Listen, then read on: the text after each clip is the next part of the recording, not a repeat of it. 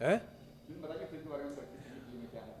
देखिए shadow Assassin's जो कि 9 दिसंबर 2022 यानी शुक्रवार को सिनेमा घरों में आ चुकी है। आप सभी से रिक्वेस्ट है कि प्लीज़ इस फिल्म को देखें।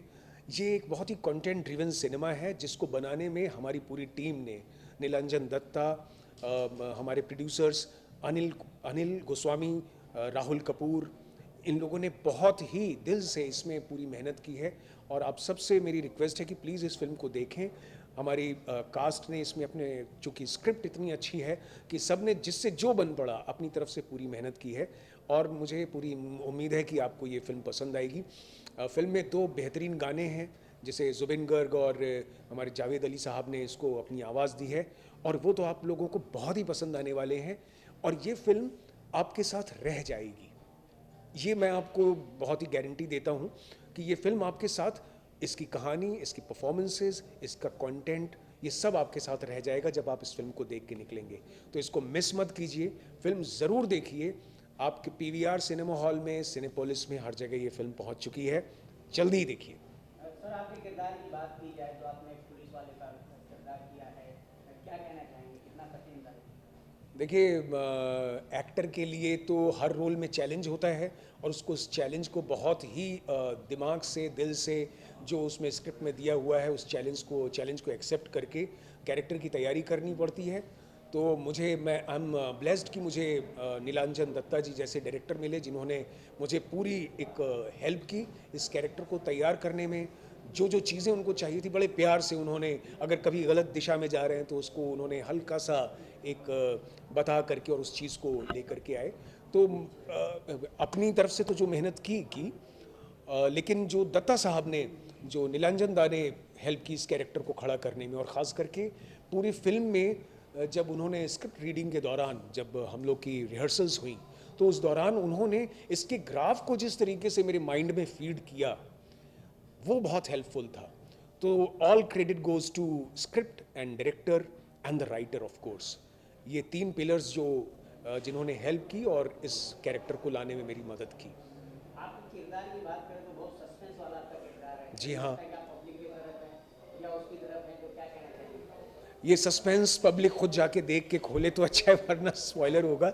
मुझे मज़ा आया क्योंकि ऐसे किरदार आसपास में अपने कुछ एक देख चुका हूँ जो आपके लिए तो बहुत अच्छे होते हैं, लेकिन वो अंदर क्या कर रहे होते हैं, उनके दिल में क्या चल रहा होता है, कभी पता नहीं चलता। और वो लास्ट तक नहीं पता चलने देते हैं कि वो हैं किस तरफ, और वो जब जिस तरफ पलड़ा भारी होता है उस तरफ वो बैठ जाते हैं। तो ऐसा ग्रे कैरेक्टर मैंने मेरी लाइफ में शायद अभी पहली बार किया, इतना सारा काम करने के बाद। तो ये एक अलग किस्म का चैलेंज था। तो बेहतर होगा कि ऑडियंस जाके देखे और फिर देखे, पता लगेगा उनको कि मैं किस तरफ हूँ। Thank you so much, thank you so much. Film तो काफ़ी खास है क्योंकि ये कहानी कभी किसी ने बताई नहीं, किसी ने सुनी नहीं असम के बारे में। असम में ये असलियत में हुआ लोगों के साथ, लेकिन किसी ने कभी किसी को बताया नहीं। और ये दिस इज़ वेरी सैड। और लेकिन अभी वो वक्त आ गया है कि हमने हमारी फिल्म के ज़रिए असम की कहानी बताई, ताकि पूरे इंडिया के लोग इस कहानी के बारे में जाने। सिर्फ इंडिया के लोग ही नहीं, पूरी दुनिया में ऐसे हादसे हुए हैं। और जब दुनिया के लोग ये फिल्म देखेंगे वो बोलेंगे अरे यार ये हमारे साथ भी हुआ, ये तो बहुत बुरा हुआ। तो वी आर हैप्पी दैट वो ये असम के साथ जो हुआ। असम बहुत खूबसूरत जगह है, बहुत ज़्यादा खूबसूरत जगह है, लेकिन ये जो डार्क चैप्टर है उनके इतिहास में हमने दिखाया हमारी फिल्म के ज़रिए। होपफुली आपको पसंद आए। और मेरा कैरेक्टर क्या बताऊं सर, मैं तो बहुत बुरा आदमी हूँ इस फिल्म में, बहुत बुरा आदमी हूँ। जो भी सामने खड़ा है सारा, मैं बातें नहीं करता हूँ, बंदूक उठाता हूँ, ढाई ढाई ढाई और सीधा खल्लास। ऐसा कैरेक्टर है मेरा। डायलॉग शायद इतने ज़्यादा नहीं, लेकिन मारा बहुत लोगों को मैंने, जो असलियत में बुरा है, लेकिन खेलने में मेरे को बहुत मज़ा आया। जर्नी कहाँ से शुरू हुआ? ठीक है, तो हाँ ये बहुत अच्छा सवाल है, क्योंकि भाई साहब और मेरी जो दर्शकों ये देख रहे हैं, मैं तो वैसे सिंगापुर से हूँ। मैं पैदा हुआ सिंगापुर में, I was born in Singapore. और बचपन से सपना था कि यार एक दिन मैं एक्टर बनूं, हीरो बनूं। बचपन से मैंने स्ट्रगल किया, लेकिन सिंगापुर में काम ये सब वगैरह मैं आ नहीं पाया। लेकिन अभी मैं आ गया हूँ और लोग बॉम्बे में आते हैं स्ट्रगल करने के लिए। मैं खुद सिंगापुर में स्ट्रगल करता रहा, क्योंकि मैं बिल्कुल, जैसे आप बोलते हैं आउटसाइडर, मैं तो 100% आउटसाइडर हूँ। मैं तो इंडिया से हूँ ही नहीं, तो वहाँ से आना, यहाँ पे सबके दरवाजे खटखटाना, तोड़ना, वाहिगुरु का शुक्र है मैं आ गया। और मैं सबको ये बताना चाहूँगा कि सिंगापुर का लड़का आ गया बॉलीवुड में। ये सिर्फ पहली फिल्म है, आखिरी तो बिल्कुल नहीं होगी, देखते रहिए। देख क्या हुआ कि जब कोविड का टाइम हुआ तो मैं सिंगापुर में एंकर हूँ, तो सब शो सब बंद हो गए थे, एक भी शो नहीं था। तो मैं अपने प्रोड्यूसर के साथ बैठा एक दिन, अनिल, उसने बोला क्या करे, मैंने कहा तू बोल क्या करे। उसने बोला मैं सोच रहा हूँ, एक स्क्रिप्ट आई है मेरे पास, मैं सोच रहा हूँ ये फिल्म मैं बनाऊँ। अरे मैंने कहा सर हम भी थोड़ी बहुत एक्टिंग जानते हैं। इसे हाँ तेरे लिए एक रोल सोचा है। तो मैंने ऑडिशन किया हमारे डायरेक्टर के लिए, निरंजन दत्ता। उन्होंने देखा और फिंगर्स क्रॉस उन लोगों ने मेरे को चूज किया इस रोल के लिए, और फिर द रेस्ट इज हिस्ट्री, मैं आ गया। रिएक्शन तो पहले बात बहुत हैरानी हुई, क्योंकि आई डिडंट नो ऐसा आसाम के साथ हुआ। तो जब मेरे पास स्क्रिप्ट आया, स्क्रिप्ट तो काफ़ी अच्छा था। मैंने पहली बात यह है, रोल को छोड़ो, मुझे एक कहानी बतानी है हमारे फिल्म के ज़रिए, और सबको बतानी है, सबको सुनानी है। और फिर जब मैंने रोल पढ़ा तो मैंने कहा हाँ ये रोल बहुत अच्छा है, क्योंकि एक्चुअली आप सोचो, अभी छोटा मुंह बड़ी बात, लेकिन अगर आप सोचें तो टाइटल रोल तो मैं ही हूँ मैं हूँ शैडो असैसिन, तो मैं ही हूँ शैडो से निकल के लोगों को मारता हूँ। तो बहुत बहुत मजा आया, बहुत ज्यादा मजा आया जी। हाँ हाँ आप कह रहे हैं कि अभी थप्पा लग जाएगा, टाइप पास हो जाएगा। हाँ ऐसा होता है, और हर इंडस्ट्री में होता है। तो इसी बात पर मुझे हमारे जो फेवरेट एक्टर है मुझे याद आते हैं, मेरा आइडल शाहरुख खान याद आता है। शाहरुख खान साहब ने डर की, अंजाम की, हाँ ना ना, लेकिन डर में, बाजीगर में अंजाम देख लो, क्रेज है। फुल नेगेटिव तो अंजाम, हाँ अंजाम फुल फुल फुल, वो तो ग्रे था ही नहीं। हाँ तो ग्रे नहीं, देखो आप ग्रे क्या है, अगर आप मेरा कैरेक्टर देखो, मेरे कैरेक्टर को लगता है कि जो वो कर रहा है वो सही है, उसके दिमाग में सही है। मैं लोगों को मार रहा हूं, हाँ क्योंकि मेरे ऑर्गेनाइजेशन का ये गोल है, मैं लोगों को मार रहा हूं, उसके नजरिए से सही है, तो वो भी ग्रे ही बन जाता है ना।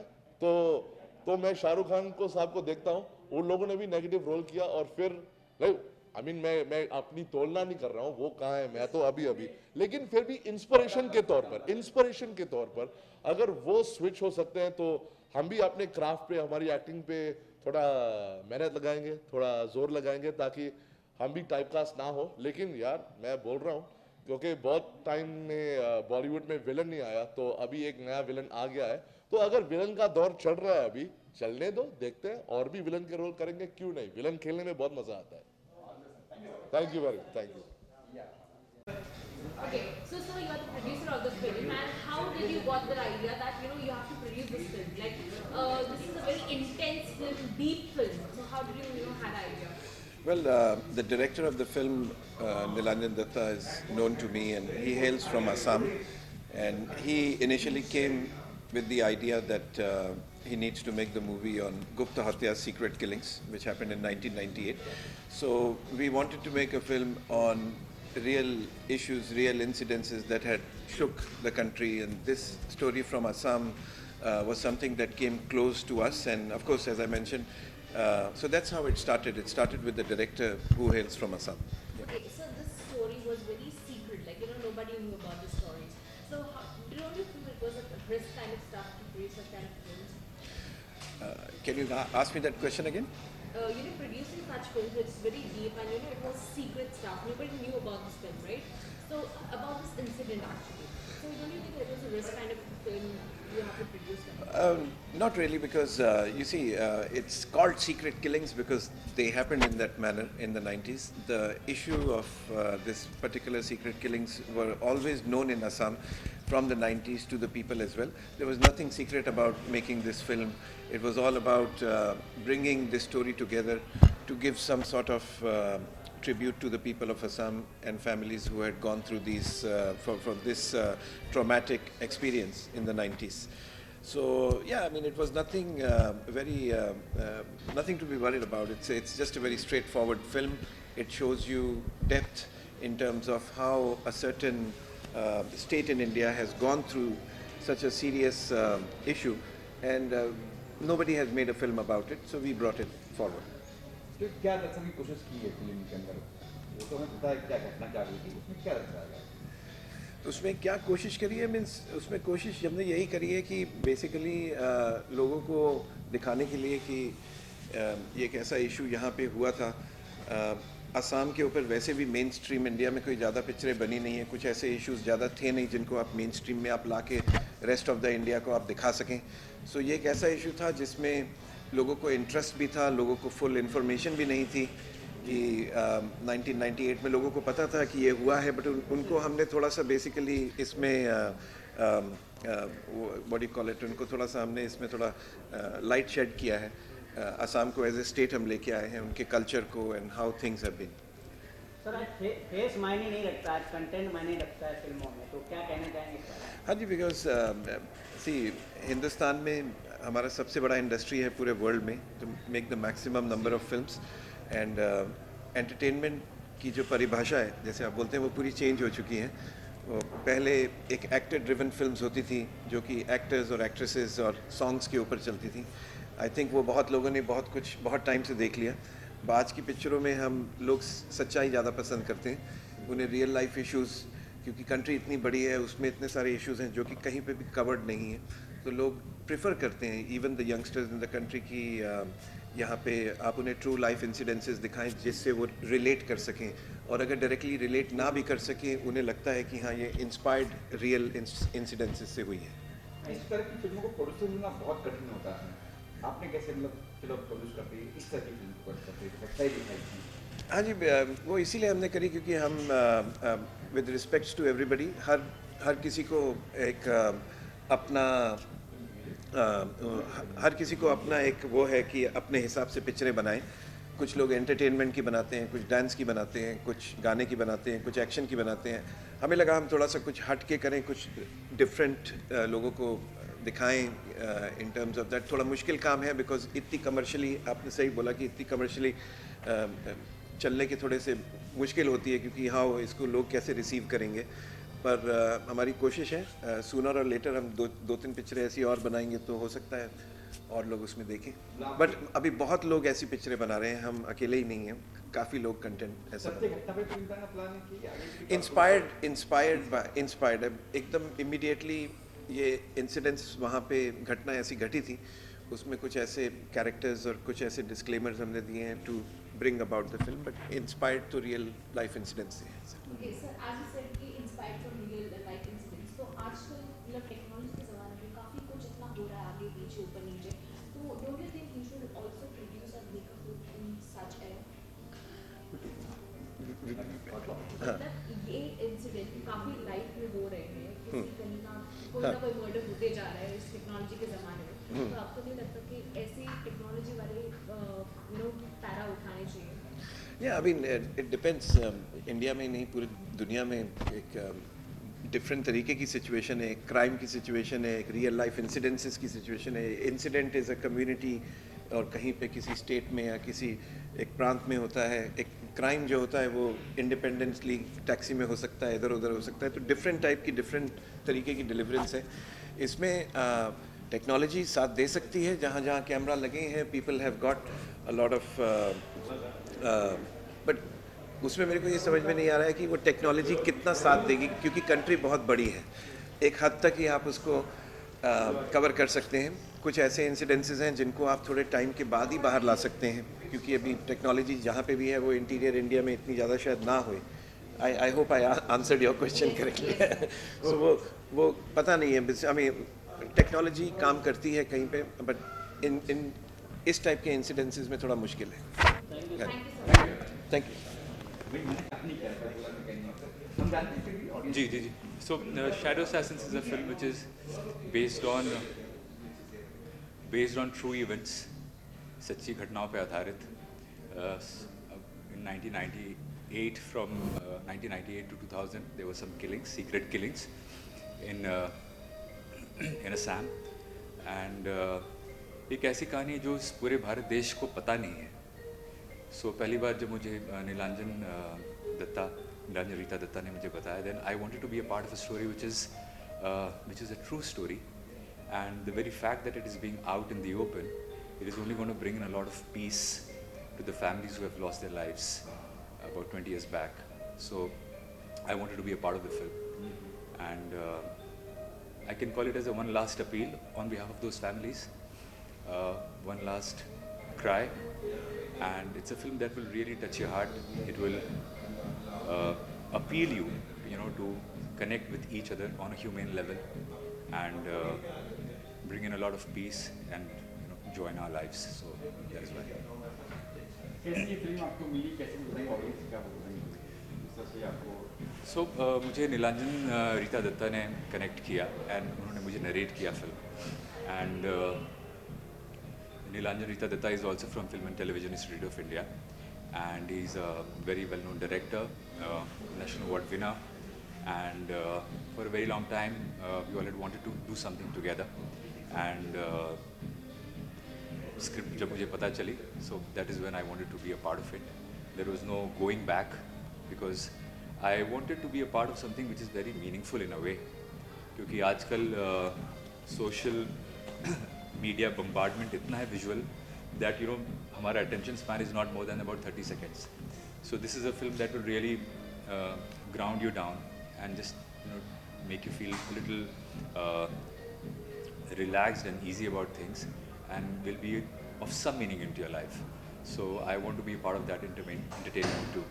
क्या इन्होंने कोशिश की है फिल्म में, तो घटना तो थी वहाँ पे, उस घटना के रूप में क्या दिखाया गया, घटना को दिखाया, उसके बाद किसने किया है, क्या किया है? एक कहानी एक नॉर्मल यंग मैन, एक कॉलेज गोइंग बॉय की है, जिसकी जो उन परिस्थितियों की वजह से उसका रूपांतरण होता है उसके जीवन में, a transformational story from college man to a rebellion. So उसी के माध्यम से उस स्टोरी को रिफ्लेक्ट किया गया है. So his life is a mirror to what has happened in Assam. So उसकी लाइफ में क्या क्या चेंजेस आते हैं, फैमिलीज़ में क्या चेंजेस आते हैं, किस तरीके से उसकी ज़िंदगी प्रभावित होती है, उसके घर वालों की ज़िंदगी प्रभावित होती है. सो ऐसे ही इस फिल्म को बड़े ही एक इंटरेस्टिंग तरीके से प्रेजेंट किया है, so that it can also entertain you at the same time, but at the same time brings forward what has happened there. So that is what it is. So, इस फिल्म में काफ़ी senseless killing बताया गया है, मतलब कहीं से भी किसी की लाश मिल गई. So what is your view about it? मतलब इस फिल्म को लेके कितना दर्द महसूस होता है? सो हम लोगों ने जब शुरू की थी ये फिल्म, तो उस पेन को 100% एक्सप्रेस कर पाना is not possible, but as film makers and as artists we can try our best and 100% to उस लेवल तक जाए, and it is our commitment and our honesty in terms of expressing that thing to the people. So we have met certain families who were involved in it, and we cannot even imagine what they have gone through. So if in any way we are able to relate to them, if in any way we are able to move their hearts, if in any way we are able to justify the story and the journey of Nirbhay Kolita, which is my character, then I will be happy in a way. Last में क्या कुछ संदेश देगी लोगों को, audience क्या कुछ सीख के सिखा के जाएगी, कुछ देगी संदेश, मैसेज देने वाली फिल्म?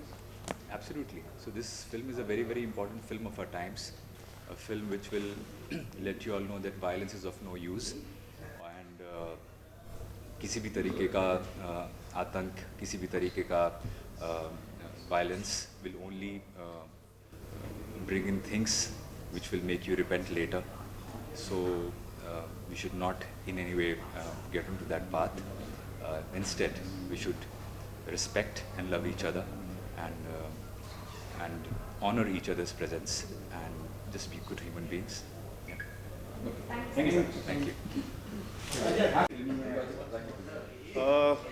मैं ऐसे जुड़ा हूँ कि नीलांजन दा हमारे सीनियर और मेरे टीचर भी रह चुके हैं, उन्होंने मुझे पढ़ाया भी है, तो मुझे तब से जानते हैं जब से मैं स्टूडेंट था। तो जब उनका फ़ोन कॉल आया और जब उन्होंने मुझे कंसेप्ट सुनाया तो फिर वैसे भी ना करने का तो कोई सवाल ही पैदा नहीं होता। ऐसी फिल्मों का पार्ट होना हम लोगों के लिए बहुत ही ज़रूरी भी है और इम्पोर्टेंट भी है। किसका किरदार है आपका फिल्म के अंदर? मुकुल है मेरे कैरेक्टर का नाम, और वो है, उसकी एक अपनी लड़ाई है, और वो बंदा जो है उसके भी लाइफ में कुछ ना कुछ ज़रूर हुआ है जिसकी वजह से वो हथियार उठाने पे मजबूर हुआ है, और क्लियर है वो जो भी कर रहा है। अगर आपने फिल्म देखी होगी तो वो एक सीक्वेंस है जिसमें अनुराग भाई के साथ मेरा सीक्वेंस है जिसमें वो क्लियरली बोलता है कि या तो मर जाएंगे या तो मार देंगे। आई गेस उससे क्लियर हो जाता है कि इट्स नेगेटिव किरदार। निगेटिव तो नहीं कहेंगे। सर आपका क्या व्यू था जब आपने स्टोरी सुनी या फिर आपका कैरेक्टर है वो सुना, मतलब what was the first view कि इतना पेन सहा होगा लोगों ने, तो आपको ये कैसे रिप्रेजेंट करना है? हाँ, पहले तो सिंक होने में ही टाइम लगा, बिकॉज मैंने कभी नहीं सुना था इस तरीके से, और जब फिर मैंने स्क्रिप्ट पढ़ा तो धीरे धीरे जब सिंक इन हुआ तो मैंने कहा ये बहुत ही इंपॉर्टेंट फिल्म है, बहुत ही स्ट्रॉन्ग फिल्म है, ऐसी फिल्में बननी चाहिए, लोगों तक पहुंचनी चाहिए। Okay, so what do you think ये जो फिल्म है वो एक पॉजिटिव रिप्रेजेंट करेगी या फिर नेगेटिव रिप्रेजेंट करेगी? क्योंकि आजकल के ज़माने में मर्डर्स है, किलिंग है, ये काफ़ी नॉर्मल हो चुका है, मतलब टेक्नोलॉजी का ऐसा यूज़ हो रहा है कि you never knew it. So what do you think about this film? लेकिन ये मास किलिंग के ऊपर है ना, और ये ट्रू इवेंट्स के ऊपर है, तो आसाम के लोग हों या फिर कोई भी एक साधारण सा इंसान हो किसी भी राज्य से, वो डेफिनेटली वो रिलेट इन द सेंस कि ऑब्वियसली खुश तो नहीं होगा ना, किलिंग्स देख करके कौन खुश होता है। ट्रू इवेंट्स पे है ना फिल्म। आपने सुनी सर कहानी पहले सुनी थी कहानी कुछ वगैरह ये क्या आपने सर्च किया बाद में जब आपको स्क्रिप्ट आई? नीलांजन दा ने जब मुझे स्क्रिप्ट भेजा तो फिर थोड़ा बहुत मैंने रिसर्च किया, और नीलांजन दा से ही बात हुई, और जो बिकॉज नीलांजन दा ने वो ज़िंदगी कहीं ना कहीं उन्होंने देखी, क्योंकि वो वहीं से आते हैं, और जब वो FTI में पढ़ा रहे थे तो शायद तब से उनके जहन में ये स्टोरी था और ये कैरेक्टर्स भी थे जो उन्होंने बनाए। और लास्ट में क्या कहना चाहेंगे ऑडियंस को? मैं बिल्कुल रिक्वेस्ट करूँगा कि ये बहुत ही इंपॉर्टेंट और स्ट्रॉन्ग फिल्म है, और ये फिल्म सबको देखनी चाहिए। रेगुलर फिल्म्स तो सब लोग देखते हैं, फिल्म्स है, उसको हम कैटेगराइज कर देते हैं रेगुलर, कमर्शियल, आर्ट, पैरेलल, जो भी बोलो, और बहुत अच्छा काम किया है सारे एक्टर्स ने। अनुराग भाई ने बहुत अच्छा काम किया है, नीलांजन दास ने बहुत मेहनत की है, सबने बहुत मेहनत की है। So it's a very important film, please do watch our film, यही बोलूँगा। ओके सर, आपका जो कैरेक्टर है काफ़ी इंटेंस बताया गया है, तो उसके बारे में आप हमें बताइए कि इस कैरेक्टर को अंदर ग्रास्प करने के लिए आपको कितना टाइम लगा? देखिए, मैंने टाइम स्पेंड तो सेट पे ही किया, ऐसा कोई वर्कशॉप हुआ नहीं था, बिकॉज बहुत ही कम टाइम लिमिट में और वैसे करके बनाया गया था। नीलांजन दा के साथ मैंने काफ़ी टाइम स्पेंड किया था सेट पे, अनुराग भाई के साथ काफ़ी टाइम स्पेंड किया था मैंने सेट पे, जिससे मुझे समझने का मौका मिला, और स्क्रिप्ट पढ़ के ही वो करने को, मतलब आप समझ रही हैं, आप जब एक कोई टेक्स्ट पढ़ती हैं तो फिर अपने आप चीज़ें आप विजुलाइज भी कर लेती हैं ना, तो ज़्यादा मेहनत एज इन की, बिकॉज चीज़ें क्लियर थी, तो हाँ।